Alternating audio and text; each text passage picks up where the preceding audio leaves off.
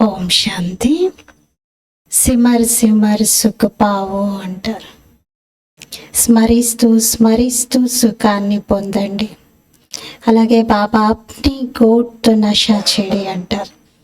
అంటే మీకు మీరే తలుచుకుంటూ స్మరించుకుంటూ నష ఎక్కించుకోండి, ఆ సంతోషం ఆనందం అనుభవం చేయండి అంటారు.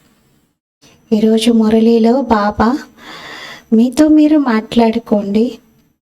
మీ భాగ్యం ఎంత ఉన్నతమైనది, మీరెవరిని పొందారు, ఏం చేస్తున్నారు, ఈ విశ్వంలోని సర్వాత్మలలోకెల్లా మీరెంత శ్రేష్టమైనటువంటి వారు. ఇలా మీతో మీరు మాట్లాడుకుంటూ ఆ సంతోషపు అనుభవంలో మీ రోమాలన్నీ పులకరించిపోవాలి అన్నారు. అలాగే బాబా మన స్థితిలో దృఢత దేని ఆధారంతో వస్తుందో కూడా వినిపించారు. ఎంత దృఢత, ఎంత స్టెబిలిటీ అంటే ఇంకా అంతిమ భయంకరమైన వినాశన దృశ్యాలని కూడా మనము చూడగలుగుతాం.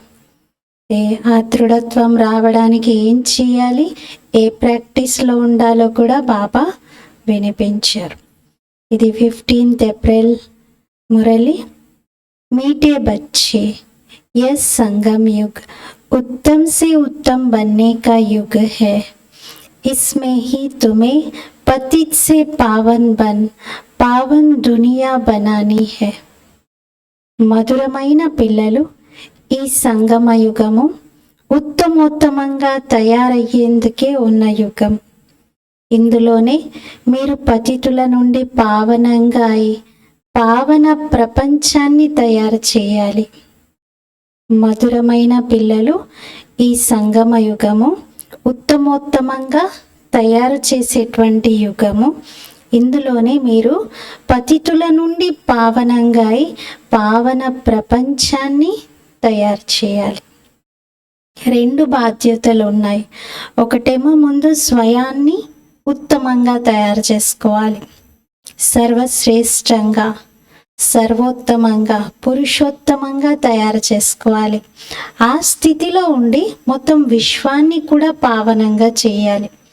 కేవలం మనం తయారైపోతే సరిపోదు, మనతో పాటుగా మొత్తం విశ్వాన్ని కూడా మనం పావనంగా చేయాలి. ప్రశ్న, अंतिम दर्दनाक सीन को देखने के लिए मजबूती किस आधार पर आएगी? అంతిమ భయంకరమైనటువంటి దృశ్యాలని చూడటానికి దృఢత్వము దేని ఆధారంతో వస్తుంది? అంతిమ సమయంలో ఒకవైపు మహా వినాశనం జరుగుతూ ఉంటే మనం స్థిరంగా ఉండగలగాలి. ఆ దృశ్యాలను కళ్ళ ముందు చూస్తూ కూడా చెలించకుండా ఉండగలగాలి. మనం డౌన్ అవ్వకుండా ఉండగలగాలి. అలా ఉండాలంటే ఏం చేయాలి, ఏం ప్రాక్టీస్ చేయాలి ఇప్పటి నుండి? జవాబు, శరీర్ కా బాన్ నికాల్తే జాओ. శరీర బాణాన్ని తొలగించుకుంటూ ఉండండి. అంతిమ సీన్ బహుత్ కడి హై. అంతిమ దృశ్యం చాలా కఠోరంగా ఉంటుంది. बाप बच्चों को मजबूत बनाने के लिए अशरीरी बनने का इशारा देते हैं. తండ్రి పిల్లలందరినీ దృఢంగా చెయ్యటానికి అశరీరిగా అవ్వండి అనే సూచన సైగ చేస్తున్నారు. ఎలాగైతే బాబా ఈ శరీరానికి అతీతంగా ఉండి మనకి జ్ఞానం నేర్పిస్తున్నారు, బ్రహ్మ శరీరంలోనే ఉండి కూడా బాబా ఆ శరీరానికి డిటాచ్డ్గా ఉన్నారు.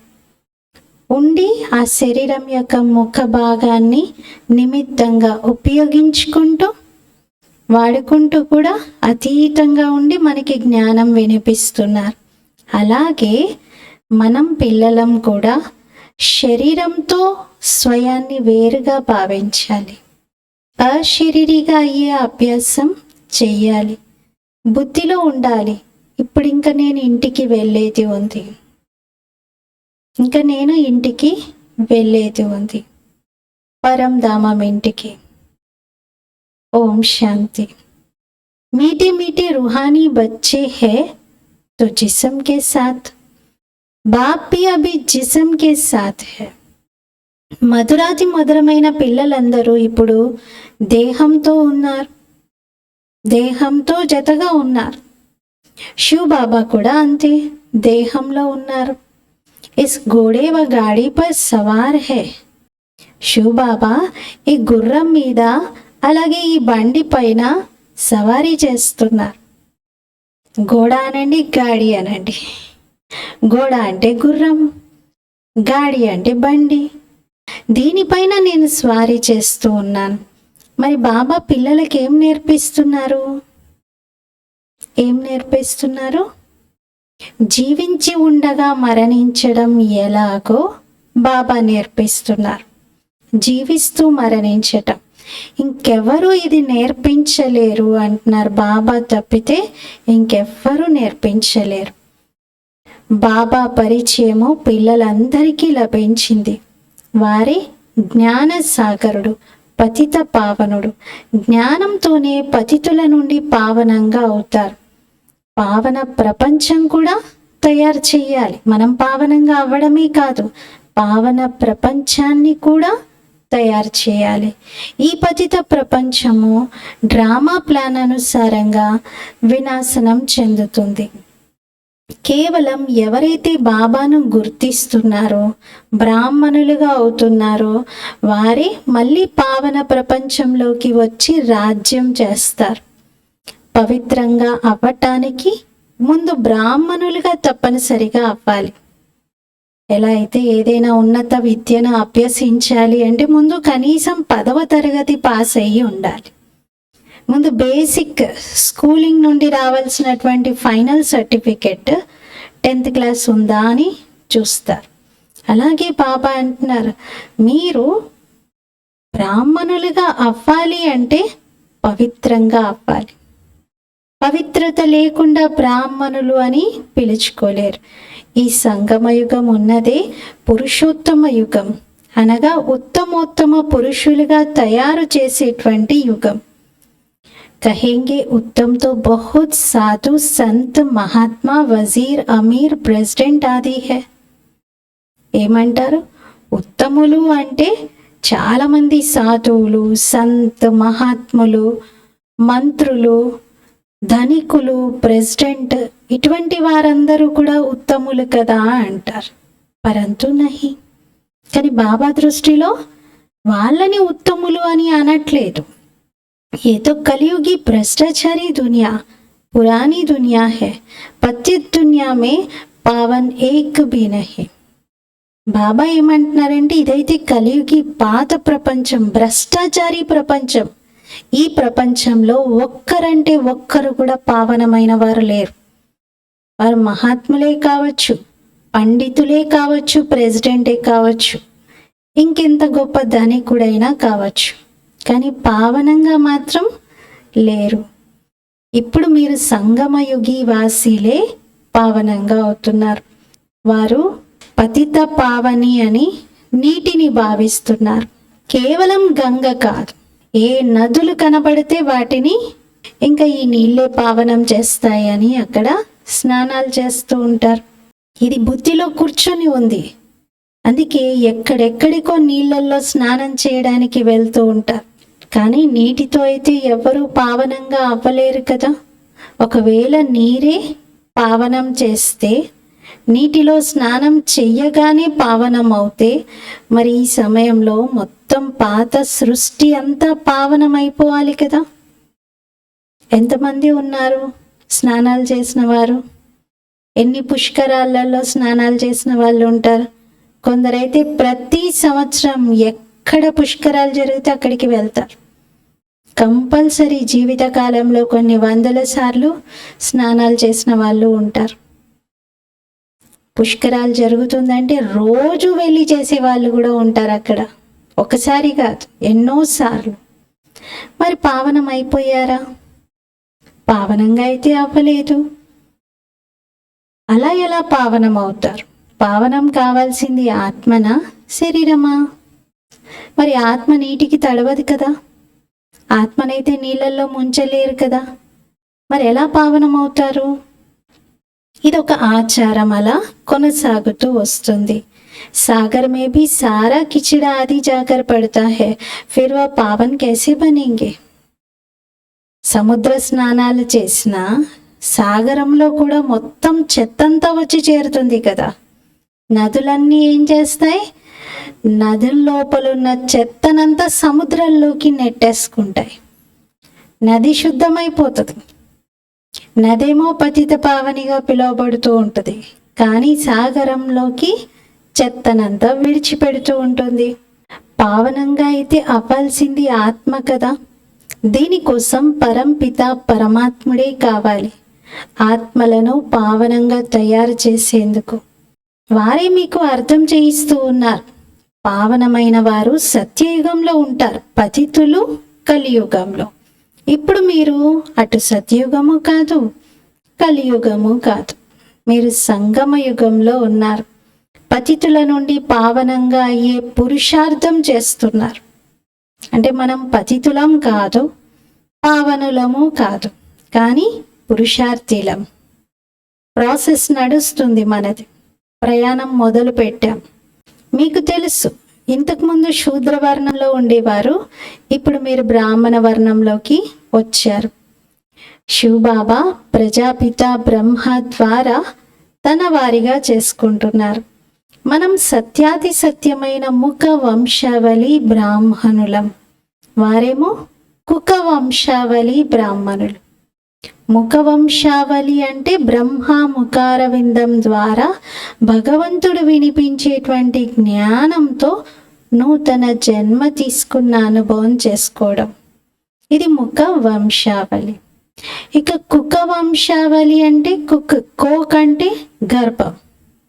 గర్భం ద్వారా ఎవరైతే బ్రాహ్మణ కులంలో జన్మ తీసుకుంటారో వాళ్ళందరూ కుక వంశావళిగా పిలువబడతారు. లౌకికంలో ఏదైతే బ్రాహ్మణ కులం అని చూస్తామో, మేము బ్రాహ్మణులము అని చెప్పుకుంటారో వాళ్ళదంతా కుక వంశం, మనది ముఖ వంశం. ప్రజాపిత అంటే మొత్తం ప్రజలందరికీ పిత, అదే బ్రహ్మ. వారిని గ్రేట్ గ్రేట్ గ్రాండ్ ఫాదర్ అంటారు. నిజంగా వారు ఒకప్పుడు ఉండేది, మళ్ళీ ఎక్కడికి వెళ్ళిపోయారు? పునర్జన్మలైతే తీసుకుంటారు కదా. ఇదైతే పిల్లలకి బాబా అర్థం చేయించారు. బ్రహ్మ కూడా పునర్జన్మలు తీసుకుంటారు. బ్రహ్మ మరియు సరస్వతి, తల్లి మరియు తండ్రి, వారే విశ్వ మహారాజా మహారాణిగా అవుతారు, లక్ష్మీనారాయణలుగా అవుతారు.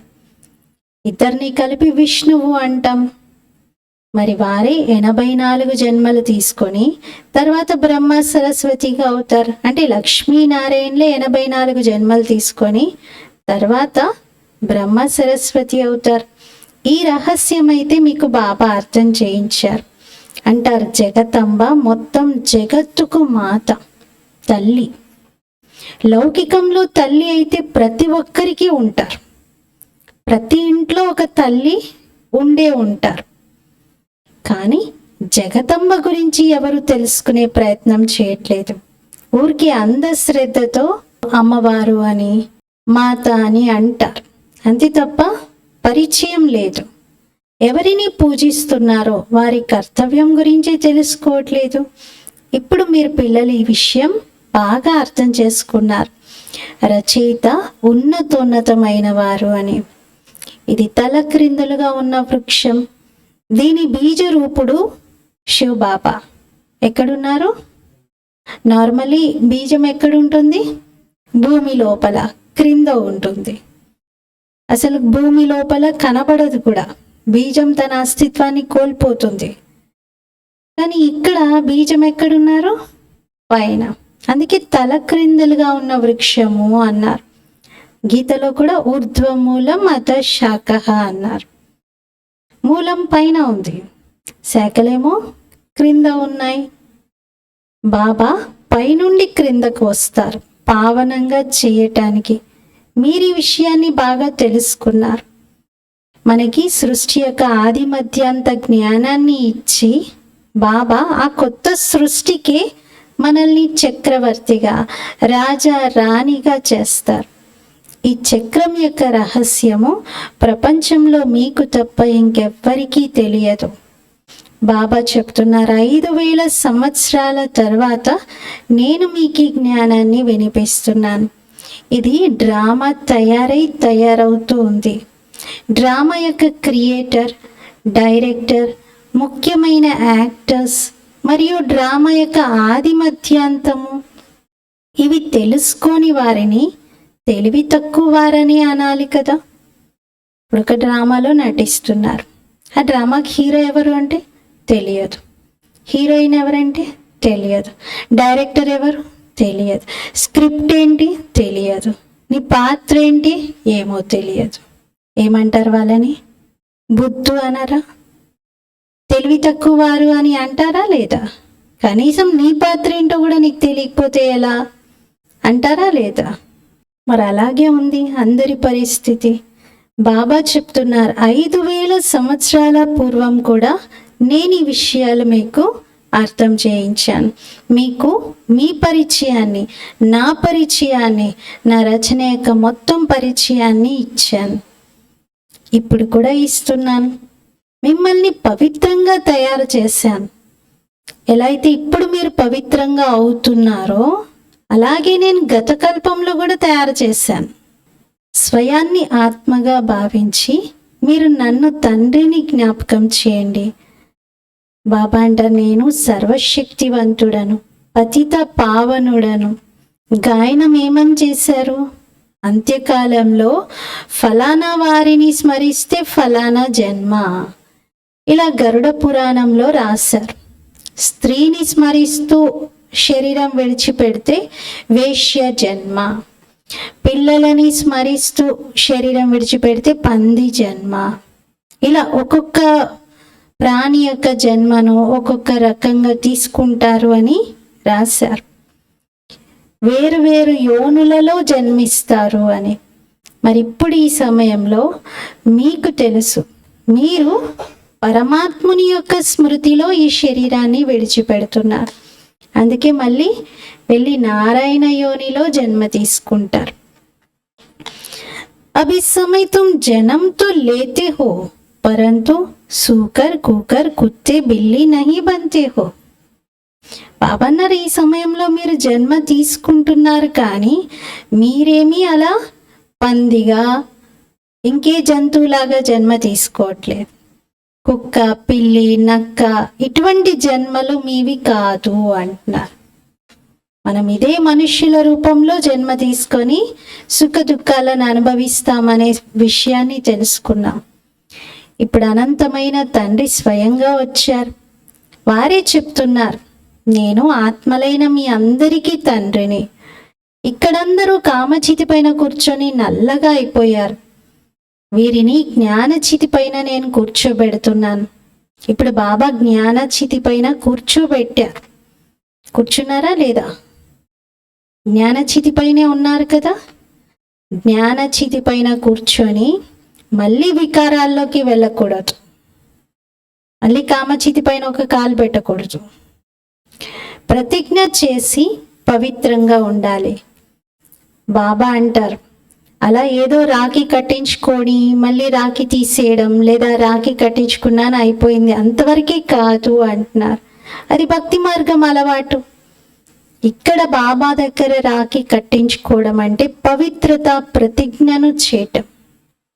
ఇంకా పవిత్రత ప్రతిజ్ఞని జన్మంతా నిలుపుకోవాలి. అంతే తప్ప స్థూలంగా రాఖీ కట్టుకోవడం కట్టుకోకపోవడం ఆ విషయం కాదు. ఇక్కడ మీరు అర్థం చేసుకుంటున్నారు, పవిత్రంగా కాకుండా పావన ప్రపంచానికి యజమానిగా కాలేరు. పక్కా చేయించడానికి, పవిత్రంగా ఉండడం ఎంత అవసరమో తెలియపరచడానికి బాబా పిల్లలతో ప్రతిజ్ఞ కూడా చేయిస్తారు. కొందరు బ్లడ్తో కూడా రాసిస్తారు బాబాకి. లెటర్ నార్మల్ పెన్తో రాయకుండా రక్తంతో రాసి కూడా ఇచ్చారు. బాబా, నేను ఈ జన్మలో చివరి క్షణం వరకు పవిత్రంగా ఉంటాను అని. అలా రక్తంతో రాసి ఇచ్చిన వాళ్ళు కూడా ఫెయిల్ అయ్యారు. వాళ్ళు కూడా మళ్ళీ అపవిత్రంగా అయిపోయారు, వెళ్ళిపోయారు.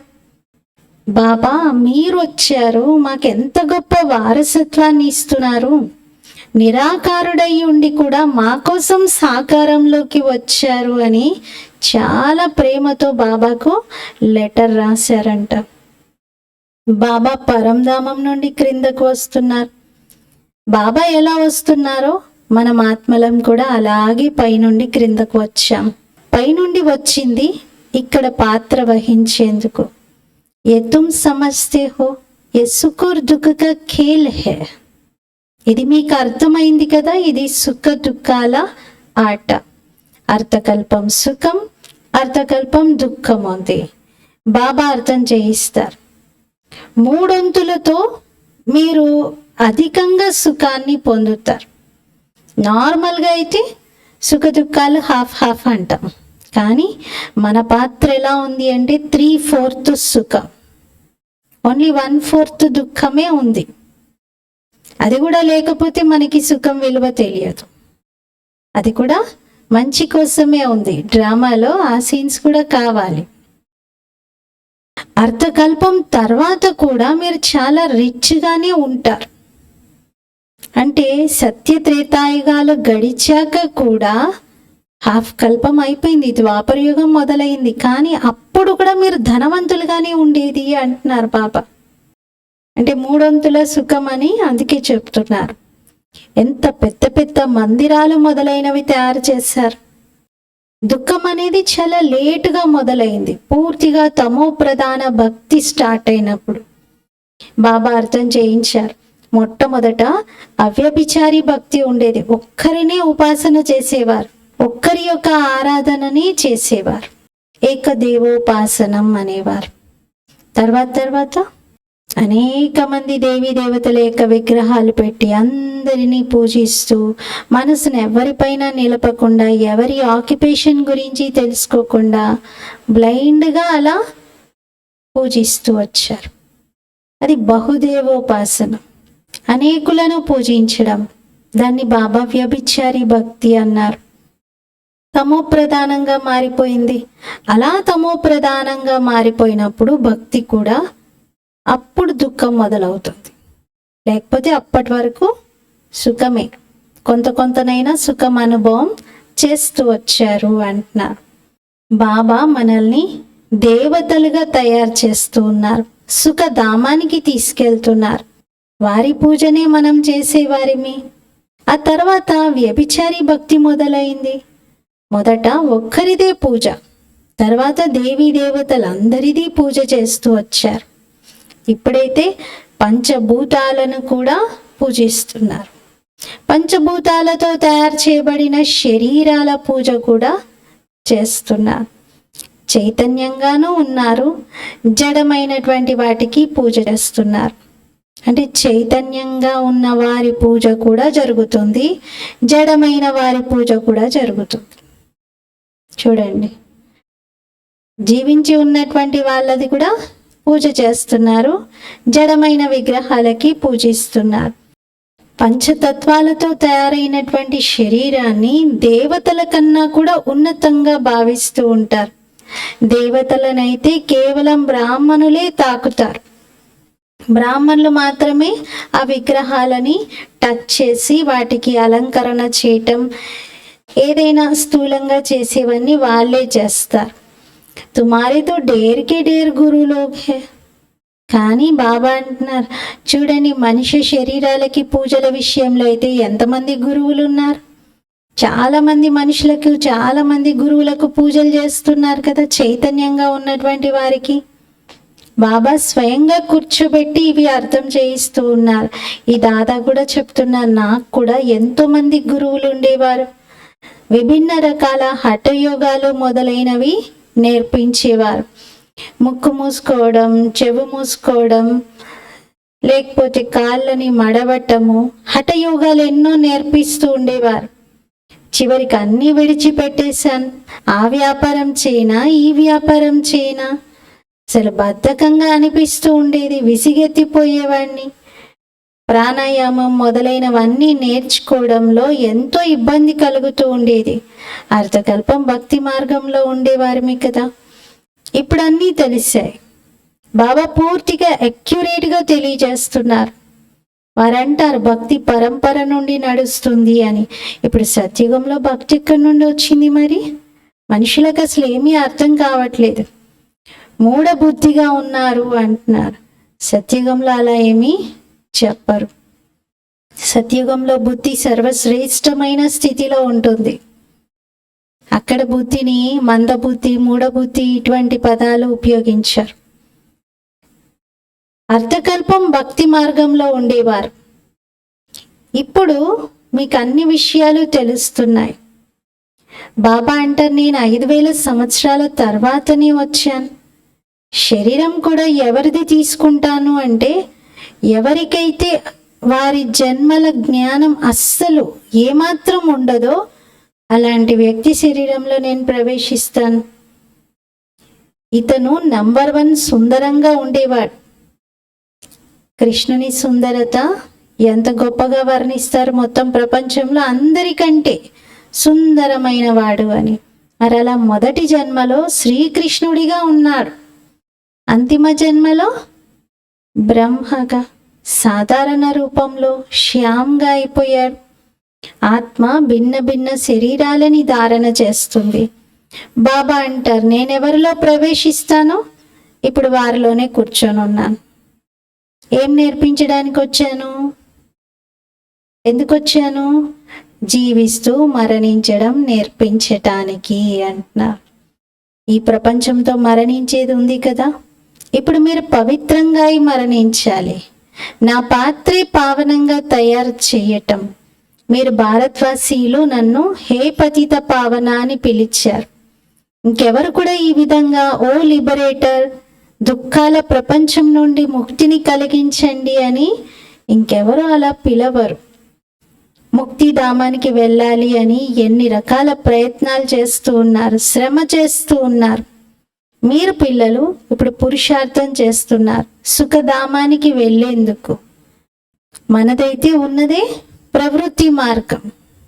సుఖధామానికి వెళ్ళాలి అంటే గృహస్థంలో ఉంటూనే పవిత్రత ధారణ చేసి ఆ ధామానికి వెళ్ళే పురుషార్థంలో ఉండొచ్చు.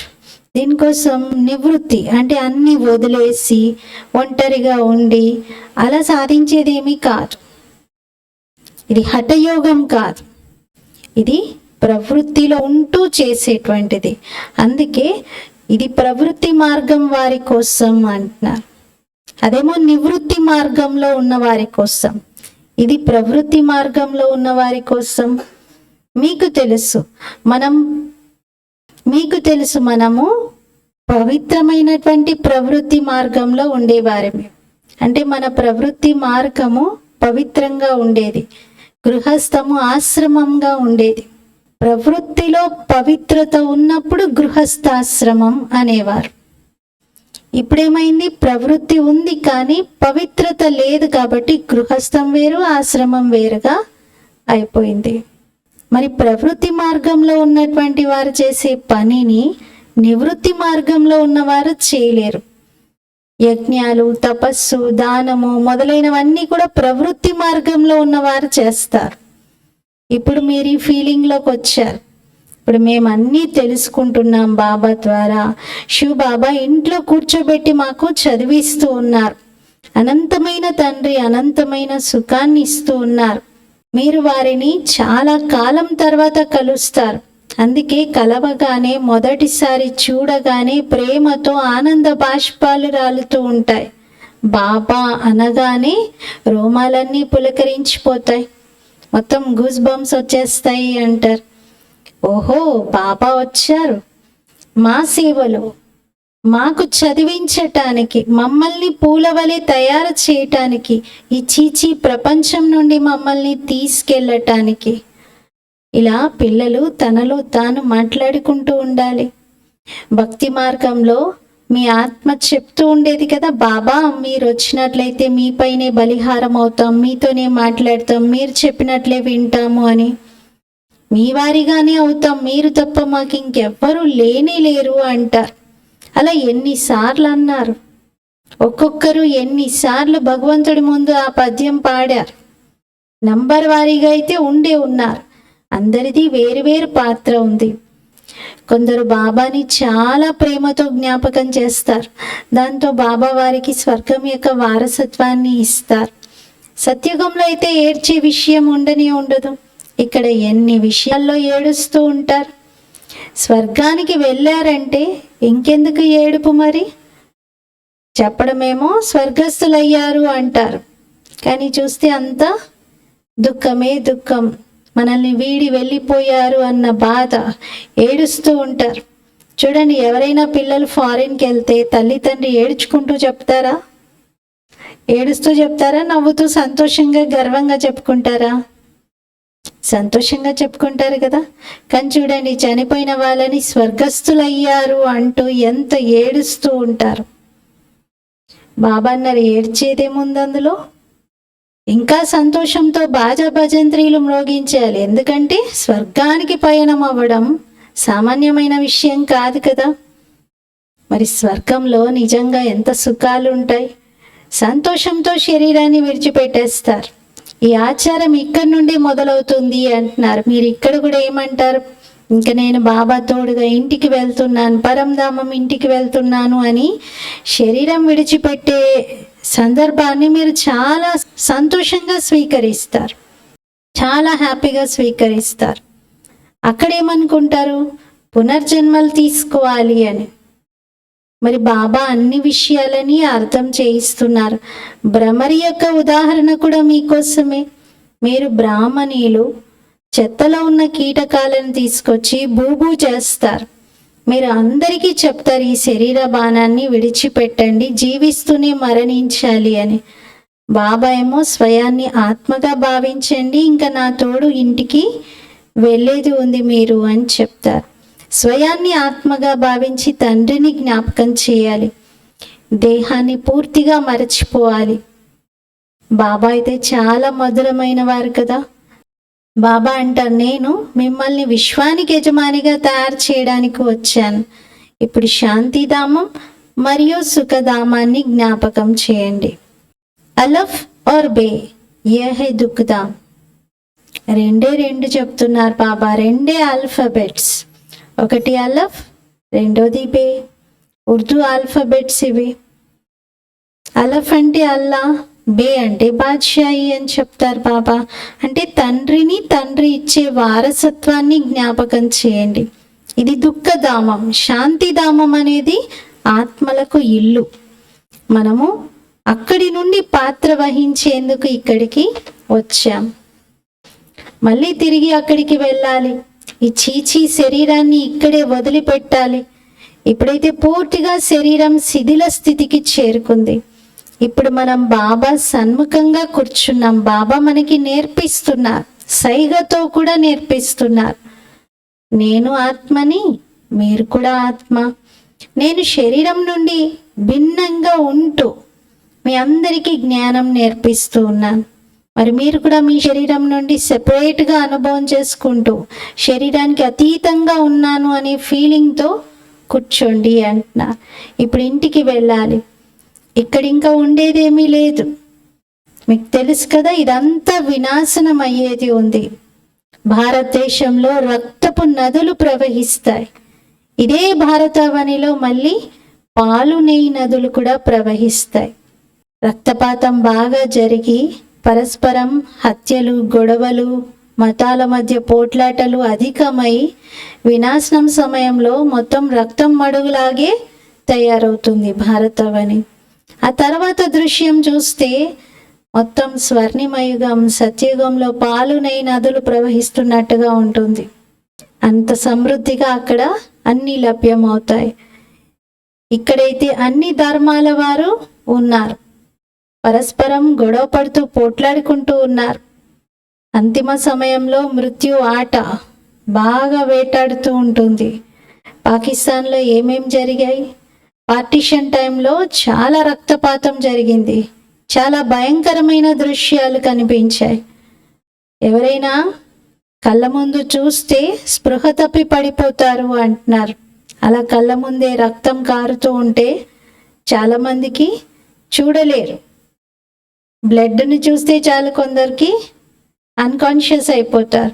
ఇప్పుడు బాబా మనల్ని చాలా స్ట్రాంగ్గా చేస్తున్నారు. అంటే స్పృహ తప్పి పడిపోతే మరి వినాశనం సమయంలో ఎన్నో చూసేది ఉంది కదా కళ్ళ ముందు. అందుకే బాబా చాలా స్ట్రాంగ్గా చేస్తున్నారు, శరీర బాణానికి అతీతంగా చేస్తున్నారు. బాబా చూశారు పిల్లలు స్మృతిలోనే కూర్చోవట్లేదు, చాలా బలహీనంగా ఉన్నారు, అందుకే సేవ కూడా వృద్ధి అవ్వట్లేదు అనుకుంటారు. గడియ గడియ రాస్తూ ఉంటారు, బాబా స్మృతిని మర్చిపోతున్నాను, బుద్ధి ఏకాగ్రం అవ్వట్లేదు అని. బాబా అంటారు, పిల్లలు యోగం అనే శబ్దాన్ని పక్కన పెట్టండి. స్మృతి, జ్ఞాపకం అయితే చాలా తేలిక కదా. విశ్వం యొక్క యజమానిగా చేసేటువంటి తండ్రిని మీరు ఎలా మర్చిపోతారు? బుద్ధి భక్తిలో కూడా అటు ఇటు భ్రమించేది కదా. బ్రహ్మబాబా అయితే భక్తి చేస్తూ ఉన్న సమయంలో బుద్ధి అటు ఇటు భ్రమిస్తే తనకి తానే గిల్లుకునేవాడంట. హే బుద్ధి, నువ్వు ఎటు వెళ్తున్నావు? నారాయణుని స్మరణలో ఉండకుండా ఎక్కడికో వెళ్తున్నావేంటి అని తనని తానే శిక్షించుకునేవారు. బాబా చెప్తున్నారు, మీరు ఆత్మ అవినాశిగా ఉన్నారు, కేవలం ఆత్మ పావనంగా పతితంగా అవుతూ ఉంటుంది, అంతే తప్ప ఆత్మ చిన్నగా పెద్దగా మాత్రం అవ్వదు. अच्छा, मीठे मीठे सिकीलते बच्चों प्रति माता पिता बाप दादा का याद प्यार और गुड मॉर्निंग। रूहानी बच्चों को रूहानी बाप की नमस्ते। हम रूहानी बच्चों की रूहानी बाप दादा को याद प्यार गुड मॉर्निंग और नमस्ते। मेरा बाबा मीठा बाबा प्यारा बाबा शुक्रिया बाबा। धारणा కోసం ముఖ్య సారము. फर्स्ट पॉइंट, अपने आप से बातें करो। ओहो बाबा आया है हमारी सर्विस में। మీతో మీరు మాట్లాడుకుంటూ ఉండండి, ఓహో బాబా వచ్చారు మా సేవలో. వహ్ హమే ఘర్ బైఠే పడా రహే హే, వారు మాకు ఇంట్లో కూర్చోబెట్టే చదివిస్తూ ఉన్నారు. అనంతమైన తండ్రి అనంతమైన సుఖాన్ని ఇవ్వడానికి వచ్చారు, వారిని మేమిప్పుడు కలుసుకుంటూ ఉన్నాం. ఇలా ప్రేమతో బాబా అనండి, మరియు సంతోషంతో ప్రేమ యొక్క ఆనంద బాష్పాలు మీ నుండి రావాలి, రోమాలన్నీ పులకరించిపోవాలి. సెకండ్ పాయింట్, ఇప్పుడు తిరిగి ఇంటికి వెళ్ళాలి కాబట్టి అన్నిటితో మమత్వాన్ని తొలగించుకొని జీవిస్తూ మరణించాలి. దేహ బాణమును పూర్తిగా మరచిపోవాలి. దీని నుండి వేరుగా శరీరం నుండి డిటాచ్డ్గా అయ్యేటువంటి అభ్యాసం చేయాలి. శరీరంలోనే ఉండి కూడా నేను దీంట్లో లేను, దీనికి డిటాచ్డ్గా ఉన్నాను. ఎలా అయితే గదిలోనే ఉన్నాం, హాల్లో ఉన్నాం, కానీ హాల్కి అటాచ్ అయిపోయి లేము కదా. హాల్ వేరు, నేను వేరు. ఎలా అయితే మనకి దీని నుండి నేను సపరేట్గా ఉన్నాను అనే ఫీలింగ్లో ఉన్నాము, అలాగే శరీరం లోపల ఆత్మకు కూడా అదే అనుభవం కలగాలి. ఈ శరీరంలో నేను డిటాచ్ అయిపోయి ఉన్నాను. ఇంత పెద్ద హాల్లో ఎలా అయితే నేను ఈ ప్లేస్లో ఇలా కూర్చున్నాను అనుకుంటామో, అలాగే ఈ శరీరంలో, ఎంత పెద్ద శరీరంలో నేను ఆత్మను సూక్ష్మమైనటువంటి జ్యోతిర్బిందువును ఉన్నాను. నేను దీనికి అంటకుండా డిటాచ్డ్గా ఉన్నాను. ఈ అనుభవం బాగా చేయాలి. वरदान, बीती हुई बातों व वृत्तियों को समाप्त कर संपूर्ण सफलता प्राप्त करने वाली स्वच्छ आत्मा भव। గడిచిపోయిన విషయాలు లేక వృత్తులను సమాప్తం చేసి సంపూర్ణ సఫలతను ప్రాప్తించుకునేటువంటి స్వచ్ఛ ఆత్మా భవ. గతించినటువంటి విషయాలు లేక వృత్తులను సమాప్తం చేసి సంపూర్ణ సఫలతను ప్రాప్తించుకునేటువంటి స్వచ్ఛ ఆత్మ భవ.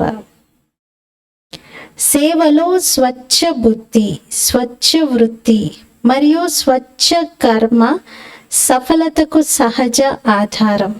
ఏదైనా సేవ యొక్క కార్యం ప్రారంభించే ముందు చెక్ చేసుకోండి, బుద్ధి ఏ ఆత్మ యొక్క గతించినటువంటి విషయాల స్మృతిలో అయితే లేదు కదా, అదే వృత్తి దృష్టితో వారిని చూడటం, వారితో మాట్లాడటం, దీనితో సంపూర్ణ సఫలత అయితే దొరకదు. అందుకే గతించినటువంటి విషయాలు లేక వృత్తులను సమాప్తం చేసి స్వచ్ఛ ఆత్మగా కండి. అప్పుడు సంపూర్ణ సఫలతను ప్రాప్తించుకోగలుగుతారు. ఏదైనా సరే, ఏదైనా కొత్తగా సేవ స్టార్ట్ చేసినా, ఇంకేదైనా కార్యంలో అయినా గతంలోని అనుభవాల ఆధారంగా అదే దృష్టికోణం, అదే వృత్తితో మనం ఎదుటి వారితో మాట్లాడటం, స్పందించటం, లేదా నిర్ణయాలు తీసుకోవడం, లేదా అడిగేయటం చేస్తే సఫలతను పొందలేం. బాబా అంటారు ఎప్పటికప్పుడు టైలర్స్ యాటిట్యూడ్ ఉండాలి. టైలర్ ఎంత పాత కస్టమర్ అయినా ప్రతిసారి కొత్త కొలతలు తీసుకుంటాడు. ఎందుకంటే ఏ కొంచెమైనా మార్పు వచ్చిందేమో అని ఎప్పటికప్పుడు ఫటాఫట్ వెంటనే కొలతలు తీసుకుంటారు. ఆ కొలతల ఆధారంగా కుట్టేస్తారు. అలాగే బాబా అంటారు మీరు కూడా ప్రతిసారి కొత్తగా, ఫ్రెష్గా, స్వచ్ఛమైన ఆత్మ దృష్టితో మీరు ప్యూర్గా ఉండి చూడండి. ఎదుటి వారిని కూడా అలాగే ఆ ప్యూర్ యాటిట్యూడ్తోనే చూడండి. మీ వృత్తి శుద్ధంగా ఉండాలి. ఆల్రెడీ ఒకరి పైన ఉన్నటువంటి ఇంప్రెషన్ని ముందుగా పెట్టుకొని ఆ ఆధారంతోనే మనము సేవను ప్రారంభిస్తే సఫలత లభించదు అంటున్నారు. అందుకే వృత్తి శుద్ధంగా ఉండాలి. స్లోగన్ जो स्वपरिवर्तन करता है విజయమాల ఉసీకే గలే మే పడతీ హై. ఎవరైతే స్వపరివర్తన చేసుకుంటారో విజయమాల వారి మెడలోనే పడుతుంది. స్వపరివర్తన చేసుకునేటువంటి వారి మెడలోనే విజయమాల ఉంటుంది. ఇతరులను ఎంత మార్చినా, ప్రపంచంలో ఎంతమందిలో మనం మార్పు తీసుకొచ్చినా, మనం మారకపోతే మొత్తం వృధానే. అందుకే ముందు బాబా మనకి మన సంస్థలో స్వపరివర్తనతో విశ్వ పరివర్తన అనే స్లోగన్ చెప్పారు. మన మోటో ఇది, self transformation leads to world transformation. ఈరోజు స్వమానము నేను స్వచ్ఛమైన ఆత్మను, నేను స్వచ్ఛమైన ఆత్మను. ఓం శాంతి.